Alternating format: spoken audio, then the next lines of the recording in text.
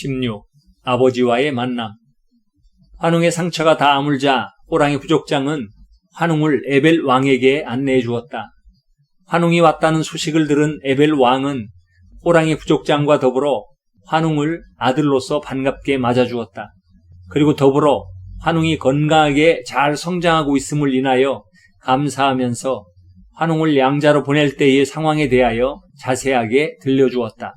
하나님께서 내게 복 주심으로 큰아들 벨렉에 이어 두 번째 아들을 낳고 그 이름을 욕단이라고 지었는데, 어느 날 증조 할아버지인 아수르 왕이 찾아와 스라의 자식이 없는데 자네는 노아 할아버지로부터 아버지 셈에게로 그리고 형을 통하여 자신에게 물려받았던 믿음의 계보를 이어갈 수 없게 되었으니 둘째인 욕단을 양아들로 삼아 그 계보를 이어가게 하고 싶다는 말씀을 하시더구나. 그 말씀을 듣고 이 일이 믿음의 계보를 이어가는 일이며 부모인 나와 있지 않다 할지라도 하나님께서 동행하시고 인도하여 주셔서 내가 늘 하나님의 사람으로서 믿음과 사랑을 나타내는 영향력 있는 사람이 될 것이라는 믿음으로 양자로 보내었단다. 그런데 니무롯이 아수르 왕을 죽이고 왕권을 차지했다는 이야기를 들었는데 다행히도 그때 너를 죽이지 않고 그대로 양자로 삼아 키운다는 이야기를 들었단다. 그래서 언젠가는 만날 날이 오겠거니 하고 있었는데 내가 이렇게 훌륭하게 자라주었으니 정말 하나님의 은혜이구나.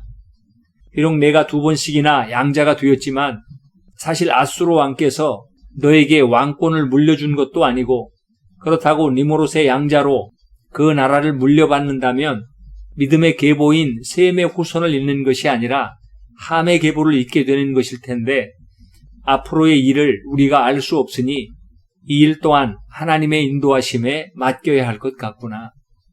하나님이 지켜주시고 인도하시고 하나님께서 너를 크게 사용할 것이라고 믿고, 우선은 아수르 왕과 니무롯의 일들은 이미 이전에 벌어진 일들이니 지금은 내게 주어진 현재의 일과 역할에 충실한 것이 좋겠구나. 그러다 보면 하나님께서 더 좋은 길로 인도하실 게다. 환웅은 비록 처음 만났지만 육신의 아버지를 만나서 말씀을 듣고 보니 아버지의 따뜻하고도 이해심 넓은 사랑을 느낄 수가 있었고, 자신도 역시 그러한 사람이 되어야겠다고 생각을 하였다. 더불어서 역시 처음 만나는 신형 벨렉을 만나니 그 역시 환웅을 따뜻하게 맞아주면서 그동안 심적으로 고생하였을 터인데 그 속에서 잘 견디어 주었으니 후에 훌륭한 사람이 될 것이라 격려하여 주었다. 형 벨렉 역시 아버지를 이을 만한 훌륭한 왕이 될 것이라는 생각을 하였다. 그렇게 아버지와 형을 만난 환웅은 돌아오면서 도움이 필요하면 언제라도 연락하면 도와주겠노라는 말씀을 생각하면서 괜히 눈시울이 뜨거워지면서 한 줄기 눈물이 볼 위로 흘러내려옴을 느꼈다. 호랑이 부족 마을로 돌아온 환웅은 아버지를 만나고 오는 사이에 어느덧 상처가 다 아물고 웬만큼 움직일 수 있는 곰 부족장을 만날 수가 있었다. 하지만 다리에 힘줄이 끊겨서인지 예전처럼 그렇게 활발하고 힘찬 모습은 아니었다. 그래도 생명을 잃지 않고 잘 회복된 것만도 감사할 일이었다. 환웅과 곰 부족장은 더불어 그곳에서 며칠을 더 머물렀다. 비록 2달이라는 짧은 기간이었지만 생명을 잃을 위험에서 부족원들 때문에 생명을 건졌고 또 수로와의 간호 덕분에 건강을 회복할 수가 있었으니 참으로 이곳에서 삶과 죽음 사이의 고비들을 왔다 갔다 한 곳이라고 생각하니 환웅은 감개가 무량하였다. 그리고 그것을 떠나기 마지막 날 저녁 식사 후에 환웅은 수로와와 더불어 그동안 함께 거닐던 마을을 산책하면서 이런저런 이야기들을 주고받았다. 수로와, 그동안 너무 수고가 많았고 고마웠소. 아닙니다, 왕자님. 저야 왕자님의 건강이 회복될 수 있도록 도울 수 있어서 감사하고 또 이렇게 잘 회복이 되셔서 다행입니다. 수로하는 모습뿐만 아니라 마음씨도 참으로 아름답소. 어머, 왕자님 그렇게 말씀해 주시니 몸둘 바를 모르겠습니다. 수로아의 얼굴이 뜨거워왔다. 반면에 환웅은 이제 내일이면 이곳을 떠나야 한다고 생각하니 마치 오랫동안 그들과 함께 있었던 양 그곳을 떠나는 것이 아쉽게만 느껴졌다. 이렇듯 그들이 거닐고 있는 사이 보름달은 휘영청하니 밤하늘과 더불어 그들의 모습을 환하게 밝혀주고 있었다.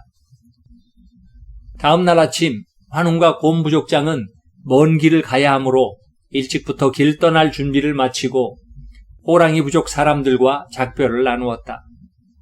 사람들과 일일이 인사를 나눈 환웅은 호랑이 부족장에게 훗날 호랑이 부족장을 부르겠노라 약속을 하며 그때까지 건강하게 잘 있으라며 인사를 나누었다. 그리고 나서 수로아를 바라보았다. 수로아의 눈에는 벌써 눈물이 가득 고여 있었다. 생각해보면 마음대로 사람들이 모여 사는 곳에 자유롭게 갈 수 있는 처지도 아니어서 산속에서 갇혀 살다가 환웅과 곰 부족장을 간호하느라 정신이 없기는 하였지만 그 사이에 환웅과 가까운 친구처럼 흠뻑 정이 들었는데 이제 막상 헤어진다고 하니 얼마나 서운할 것인가.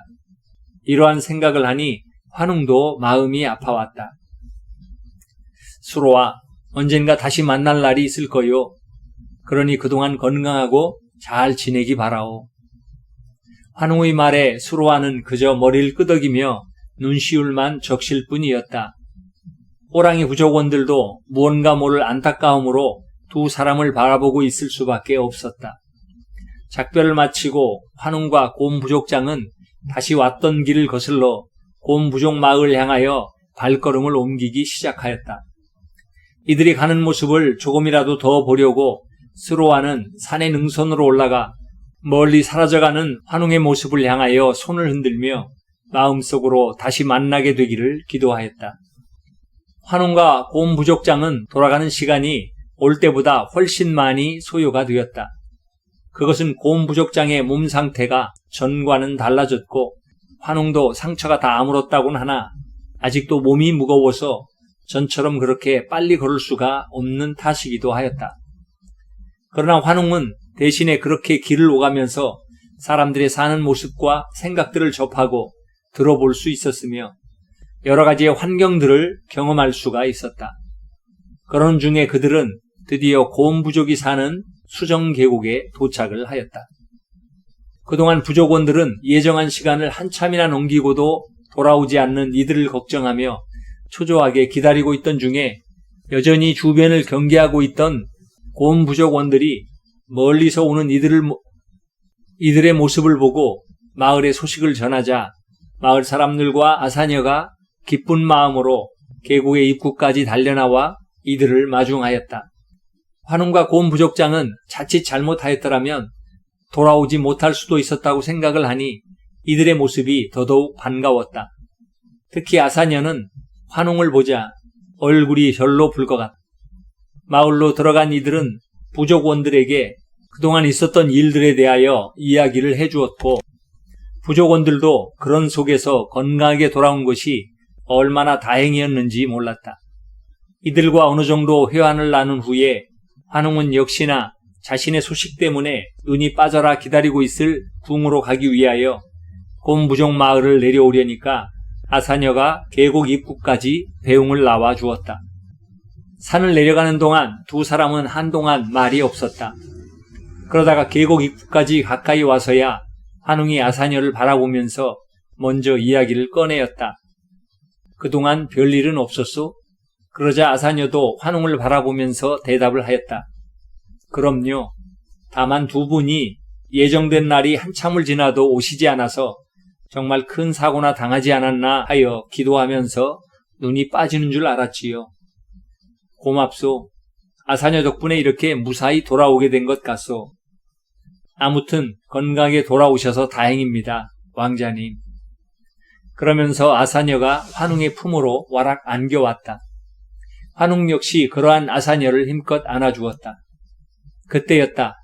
갑자기 숲속에서 무언가가 부스럭거리는 소리에 순간 호랑이 부족 마을에서 호랑이의 습격을 받았던 환웅과 산에서 자라와 경계심이 강하였던 아사녀가 서로의 품에서 떨어져 긴장으로 경계를 하다가 풀 속에서 갑자기 무엇인가 튀어나오는 바람에 두 사람은 깜짝 놀랐다.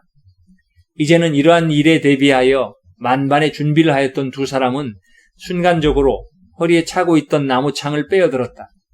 그리고 숲속에서 튀어나온 물체를 향하여 던지려고 하는 순간 숲속에서 튀어나온 것이 노루인 것을 보고는 두 사람은 안도의 숨을 내쉬었다. 아마도 숲속에 있던 노루가 두 사람이 신기한 듯 숲을 나와 큰 눈망울을 깜빡거리며 두 사람을 바라보고 있었던 것이다. 그 모습을 본 환웅과 아사녀는 안도의 한숨을 내쉬고 나서 갑자기 큰 웃음을 터뜨리지 않을 수 없었다. 그렇게 한참을 웃던 두 사람은 이제 작별을 해야 할 시간이 왔음에 갑자기 서먹해 오는 것을 느꼈다. 그러자 환웅이 말을 꺼냈다. 자, 이제 그만 조심해서 돌아가시오. 왕자님도 조심해서 가세요. 환웅은 아사녀와 작별의 인사를 하고 발걸음을 재촉하여 궁으로 향하였다. 그렇게 돌아서서 가는 환웅을 바라보면서 아사녀는 무언가 알 수 없는 행복감에 마음이 설렜고 더불어 그에게 돌아가는 환웅의 모습이 보이지 않을 때까지 뒷모습만 바라보고 서 있었다. 한편 성에서는 환웅이 오랫동안 아무 소식이 없이 돌아오지 않자 걱정이 태산 같았다. 그러다가 환웅이 왔다는 소식을 들은 니무롯은 만사를 제쳐두고 환웅을 찾았다.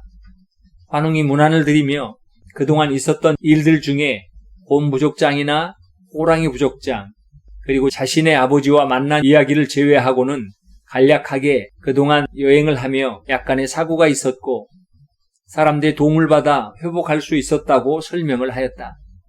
그러자 니무롯이 불행 중에 다행이라면서 더 아프거나 불편한 곳은 없는지 물었다.